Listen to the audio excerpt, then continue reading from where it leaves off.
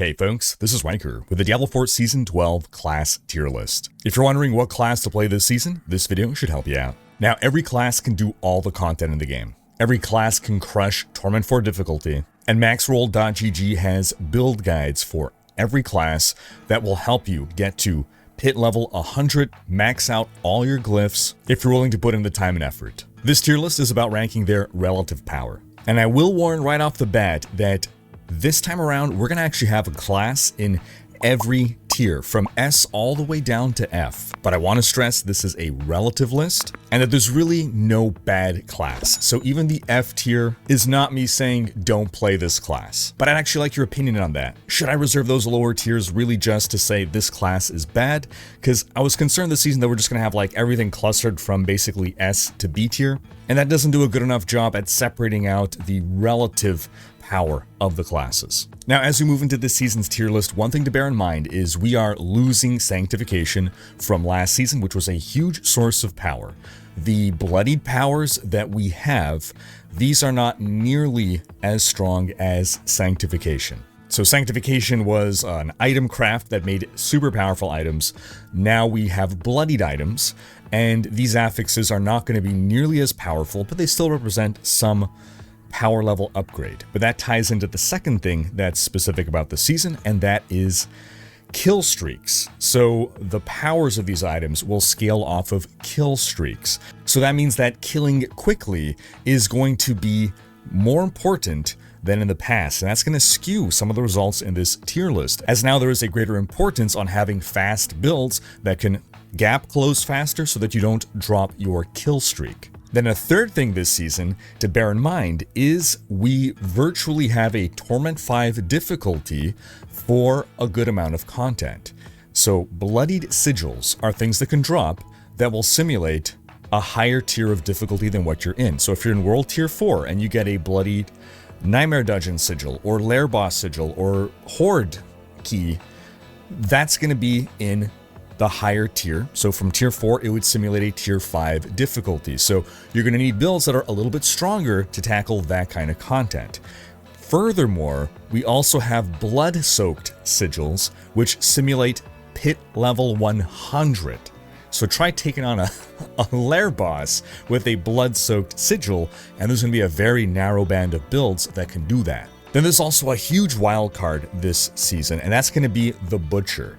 So you will be able to transform into the Butcher in certain ways for certain activities, and we have no idea what that's going to be like because on the test server that was not available. So this tier list is based on our best guesses from the test server. It's also based on the patch notes that happened since then, but the Butcher is a huge question mark and we have no idea. Since the test server, there's also been some items that have been updated that will potentially result in some new builds. In particular, Andariel's Visage. Maybe we're going to see the reemergence of certain poison builds, in particular maybe a poison rogue build, but that's another wild card that we'll have to see how things play out. So again, as we're getting into this season's tier list, a reminder on what are we measuring here with our tiers. We're not just looking at which class has the one build that can push the furthest in the pit, therefore doing the most damage. What we're looking at is, respectively in every class, 4 criteria: the leveling experience, speed farming Torment 4 content, the class's pit pushing ability, and the class's bossing ability. And for a build to be ranked highly in any of these categories, it should have multiple builds available. So for me, the real definition of a true S tier class is a class that has multiple excellent builds for each of those 4 categories. So that if you're going to decide to play class X, you have a variety of builds to pick from. You're not just pigeonholed into one build. Now, as we talk through the classes, we'll also talk about which are the top builds for those classes, if you're really just here to find out what is the top build that you want to run. But later in the season, generally a couple days after the season starts, I put out a top 10 builds list on what the top pushing builds are going to be to see just which are the absolute strongest builds. So let's now get into the tier list with S tier. And again, if you think I'm being too harsh here, let me know. But we have the Necromancer down in S tier. Now you might ask, why? Why is the Necromancer all the way down in F tier? For leveling 1 to 60, Necromancer has some good builds. Minion Necro, really strong. We've even had the Affliction Necro emerge as the best leveling build for Necro, arguably one of the best leveling builds in the game. Necromancer also has some of the best bossing builds with Bone Spear, with Blood Wave. You can bring out big single target damage. Even for pushing in the pit, Necromancer, lots of powerful options. Blood Wave, as we said, also good for the bossing, but you got Shadow Blight as well. We even have the Golem Necro ever since Season 11. We have Minion Necro, another great pushing build. So if Necro is so great at all these things, why is it down in F tier? And that comes down to its speed. When it comes to speed farming, Necro is behind all the other classes, and I think speed is going to be more important this season than ever because of those blood streaks, because of the kill streaks, wanting to maintain them. Especially, this is a multiplayer game, you're going to be out in open areas, and there's going to be sorceresses blitzing around, deleting everything, before your slow ass is going to have a chance to go and maintain your kill streak. Golem Necro and Minion Necro they're decent speedrunning builds, but they're not going to keep up with any other class. If I were to make a Necromancer this season, I would level 1 to 60 with Affliction. Then I would move into Golem Necro. I would use that for most stuff, but then for bossing, I'd probably go with Blood Wave. So that takes us now into the D tier, where we have the Rogue. Now, I usually have Rogue kind of middle to higher up in the tier list. This is the lowest, I think, that I've put the Rogue. Outside having some excellent leveling options in the form of Flurry and Dance of Knives, once you're 60, the Rogue really runs out of options. For speed farming content, Death Trap is going to be your best bet, but Death Trap just cannot bring the damage necessary for bossing, for pit pushing. Basically, at that point, you're going to move to Heartseeker really as your only robust option.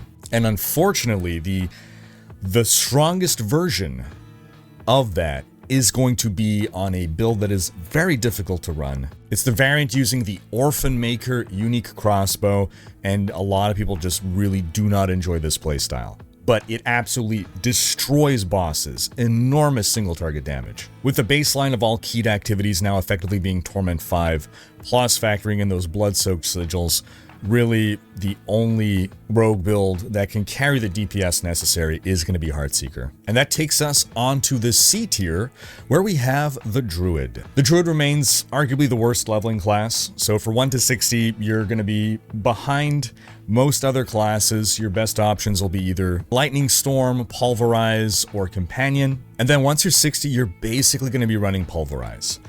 Now, Pulverize, really strong build all around, not super fast. So for speedrunning, you would want to go with Cataclysm. Cataclysm would be your best bet. Pulverize just won't keep up with other classes.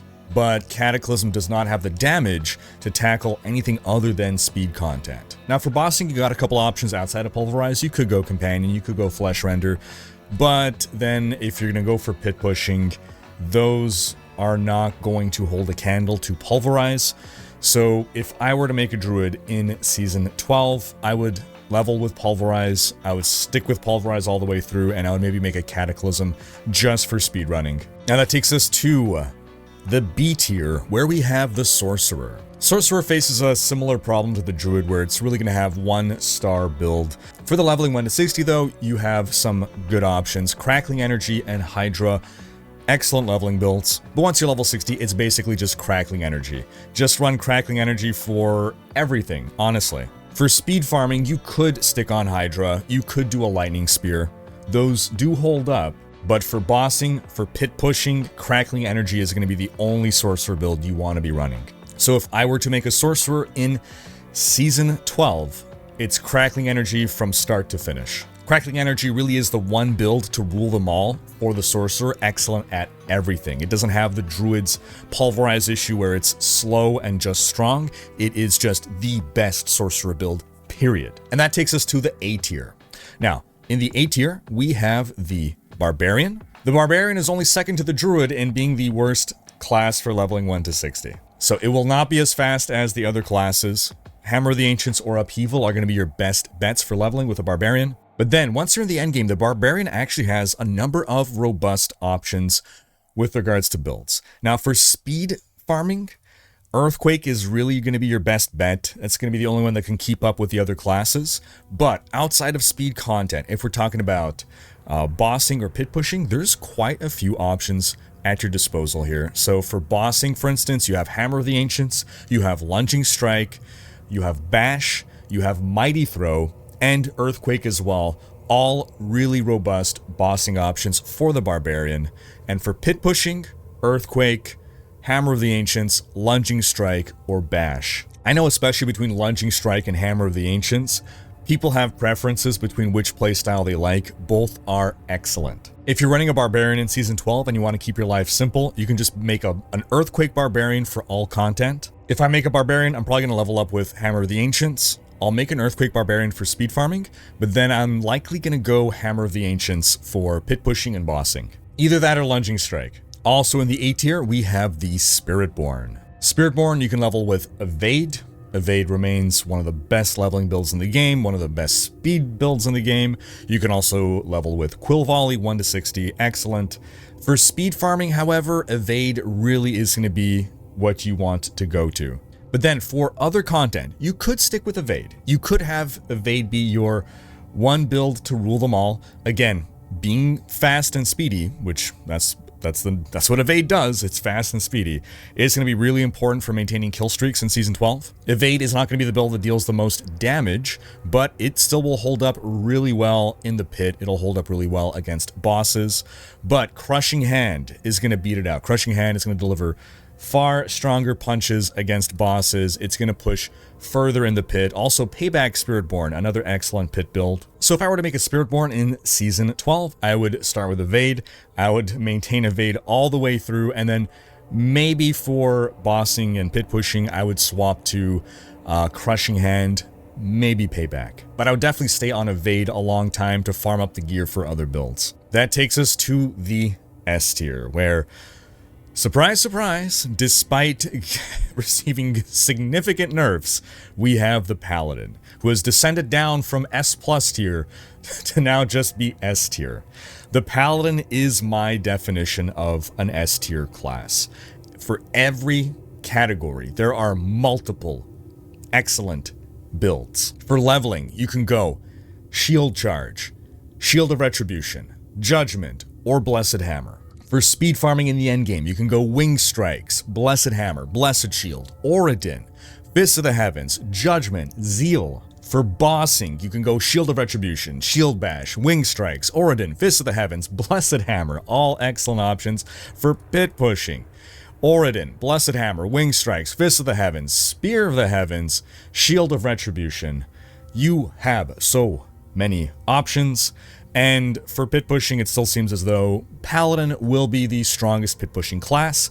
It has been brought down significantly in power, but it is still likely to be the top. Shield of Retribution is expected to be the #1 pushing build in the entire game. That's the Captain America build, by the way. Throwing out your shield. But the easiest build to run will remain the Oradin, still super strong across all content and unbeatable in terms of ease of play. Possibly the fastest speedrunning build for the Paladin will be, I think it's going to be the Hammerdin. But honestly, you have so many choices. If you just want to simplify your life and be on one build, you can do that with the Paladin. So folks, that wraps up this tier list. My plan is going to be to start with a Paladin. Season 12, I might try leveling with Shield of Retribution. I haven't done that before. Shake things up a bit. I did Blessed Hammer last season. Then after that, honestly, there's so many options. I might just wait to see what item do I get to drop. If I get a really good item for the Oradin, maybe I'll go that. If I get a really good Hammerdin item, maybe I'll go with that. That's the beauty of the Paladin. You open up to so many build options, and